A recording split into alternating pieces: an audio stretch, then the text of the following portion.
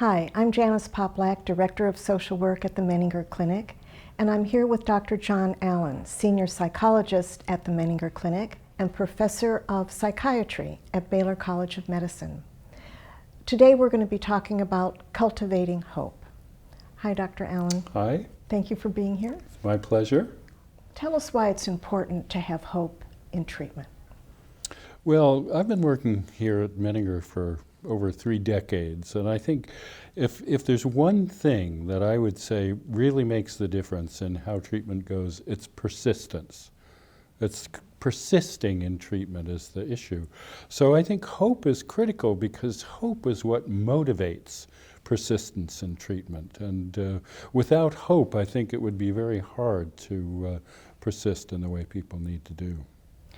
Well, you have written about hope in many books and articles. What sparked your interest in hope? Well, actually, it was being at Menninger. Hope is a very important part of the tradition, I think, at the Menninger Clinic, owing to Carl Menninger, who wrote a lot about hope and brilliantly about hope. And I think, in a sense, he was a spokesperson for hope in psychiatry. There was relatively little written about hope when he was writing about it. And he thought deeply about it. And then with Carl Menninger worked Paul Preiser, who was Carl's friend and colleague, and Paul was my mentor. And so Paul likewise wrote eloquently about hope. So being involved with Paul and somewhat with Carl really got me interested in hope. And I think by talking about hope and working with patients on hope, it's part of preserving this wonderful legacy that we have here at the clinic. For sure. What is the definition of hope? Well, we talk with patients about hope, and the first thing that comes to their mind is positive expectations for the future. So in the Oxford English Dictionary, which is my authority, similarly, they define hope as expectation of something desired. Now, the interesting thing in the Oxford is that there are 2 connotations of hope. One of them is that there's very little likelihood that the desirable thing is going to happen. That's kind of flimsy hope in a sense. And the other connotation is something in which you can be confident. So I think the interesting thing about the definition of hope is how it leaves open, the likelihood of the hoped for outcome. Another thing that the Oxford uses in the definition of hope is trust, and I think that's a very important point that we'll probably talk more about. Well, how do you educate patients about hope? Well, I start with a premise from Aristotle, actually. Aristotle said that if we're going to achieve our aim, we need a target. So the way I think about it is that if we're going to cultivate hope, we need the target. We need to think about hope and understand hope. So the first thing we do when we talk about hope in patient education groups is that we brainstorm about it, and we fill up a lot of a board with patients' ideas about what hope means, and it attests to the richness of the concept of hope. And then what we do is, having kind of thought about it together, then we go around and ask each patient, what gives you hope? And we write all that on the board. Now, of course, sometimes patients will say nothing. They feel hopeless. But I think most people have some basis for hope. And for those who feel hopeless, I think it's helpful for them to see what gives other people hope. Mm-hmm. What was Carl Menninger's contribution to our thinking about hope? Well, there were many, but there are a couple of key ideas, I think, that have stuck with me and that we use when we talk with patients. The first is, he said that hope needs to be based on sound expectations. So he wouldn't like that first definition of hope in the Oxford, that little chance of coming into being. So sound expectations, which means you really have to have a realistic attitude toward what's possible. Now, he said hope can go wrong in 2 ways. First of all, an excess of hope would be unrealistically positive expectations, would be presumption. Too much confidence. Oh, we can fix that, or this is no problem, or it's not that serious, or we can take care of it. And of course, the opposite is too little hope, which would be despair, giving up. There's nothing that we can do. So there's a very fine balance that he was advocating in trying to cultivate hope. The other thing that he said that stuck with me is he described hope as a motive force for a plan of action. So when we talk about hope with patients, one of the things that we talk about is, so, hope is an expectation of something positive in the future. Well, what are you going to do to bring about that positive outcome? So that's the motive force for a plan of action, that hope actually gives you the kind of motivation to do something and also some sense of direction, what you need to do. So I think, the action that patients are taking by coming here is very substantial. They are doing something to bring about that hoped for outcome by coming here and by working and persisting in treatment. Well, how were you inspired by Paul Preiser's thinking about hope? Well, again, one of the things that we use that Paul Preiser articulated in talking with patients is this fundamental distinction between wishing and hoping. So Paul talked about wishful thinking, basically. We can wish for anything. Wishing is inexhaustible, and it's easy. And it doesn't have to respect reality at all. And in fact, wishful thinking can be an escape from dealing with reality. So that's the contrast he wanted to make with hope, that hope involves facing reality, as Carl Menninger said, sound expectations based on facing reality. But he also made the point, Paul Preiser, that to hope, you really have to have a capacity to deal with tragedy.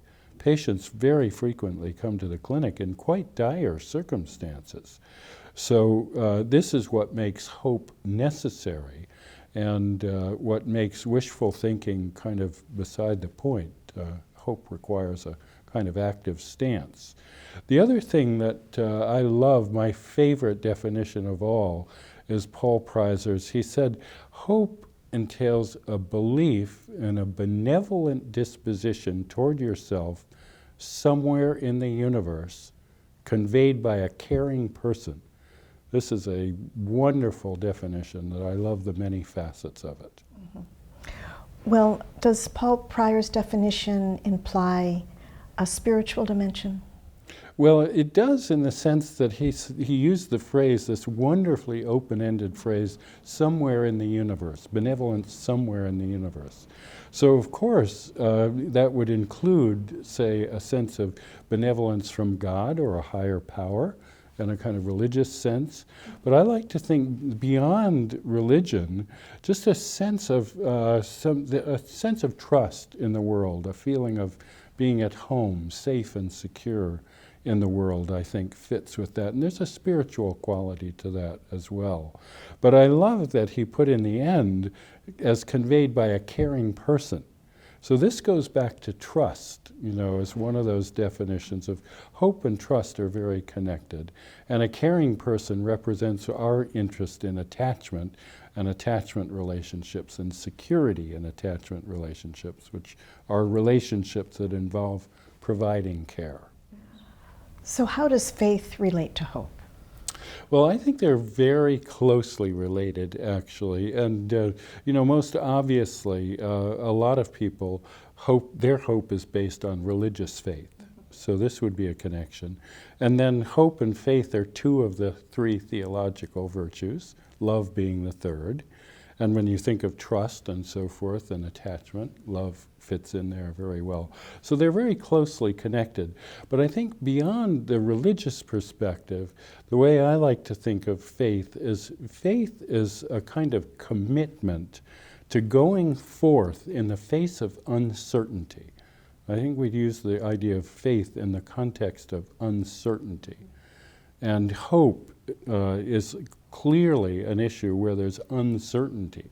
If you know the outcome, really, hope is not so much of an issue. So I think it involves that commitment, and in a sense, taking a risk, and it's courageous to have hope in faith because you don't know the outcome. Now, I want to come back to yet another definition I love of hope. There are many. And again, Carl Menninger, this is just wonderful. Carl Menninger said that hope is defined as positive expectations in a studied situation which relate to an uncertain vision of the future. It's like you have a studied situation, but you don't have a clear vision of the facts as they're going to unfold in the future. So here, this really all goes together, because the studied situation means that you know what you're dealing with. You're facing reality, and yet you have this uncertain outcome. And so that's where we need hope. And I think hope and faith kind of go together like this in that context. Mm-hmm. Well, what is the biggest challenge to hope? Well, I think hope is challenged by fear and doubt. So I would say fear and doubt are hope's companions, actually. And that it's not like hope, you have hope and you're home free. Fear, you're free of fear and doubt. I think on the contrary, that fear and doubt go with hope. Because if you think about it, if you didn't have fear and doubt, you wouldn't need hope. So it makes sense. We see that these kind of oscillate with each other, fear and doubt and hope. And that's the challenge of going forward with hope, maintaining hope. And another thing we say to patients is that hopelessness involves too much certainty. You cast away doubt. You have no room for uncertainty, for not knowing. You've decided, I know how the future is going to unfold, and it's going to be terrible. Period. Well, when you're discussing this with patients, what has been your favorite response that you've gotten from patients when you ask them what gives them hope? I have a very clear favorite. This young woman in a group one day when we went around, she said, I can be surprised. I was kind of taken aback, and I thought, wow, that is brilliant. I can be surprised. Because it respects the not knowing. The uncertainty that you don't know how things are going. And when you think about it, it's an antidote to hopelessness. Hopelessness is the certainty things are not going to work out.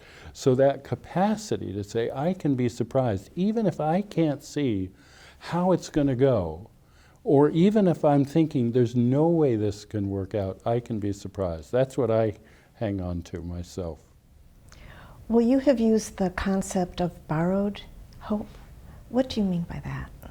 Well, borrowed hope. I wish I knew where we got this. We've been using it for years, and I have no idea. Probably a patient in one of the groups sometime talked about this. But by borrowed hope, what we mean is that the patient or person cannot generate any hope for themselves, but they know that other people feel hopeful about them. And so they can borrow that hope from other people when they can't kind of produce it from within themselves. So I think in a way our job as clinicians or family members or friends is to be lenders of hope, that we can see beyond what the patient can see, even if it's only that we could be surprised. Well, one final question, if I may. Mm-hmm. As a therapist, what gives you hope? Well, I can be surprised.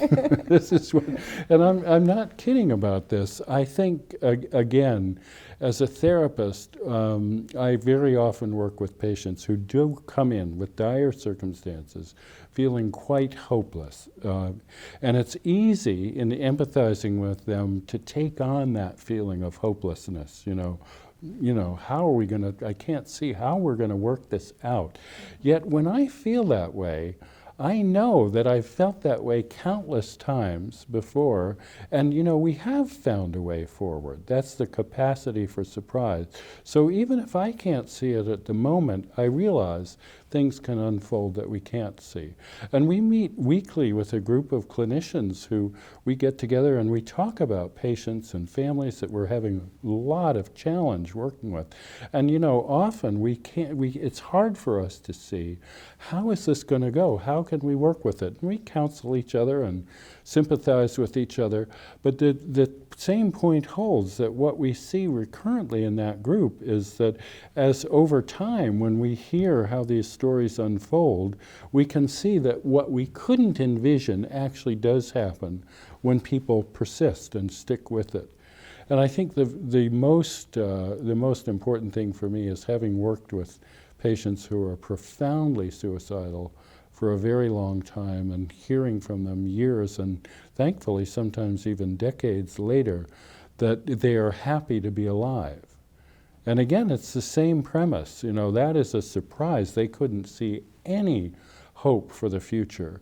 And then, you know, years or even many years later, you know, they're very happy to be alive, something they could not have envisioned. So that alone is enough to sustain my hope. Well, Dr. Allen, thank you so much. This has been so helpful and so interesting. Glad, my pleasure. Appreciate your help in articulating all this. My pleasure. Thank you.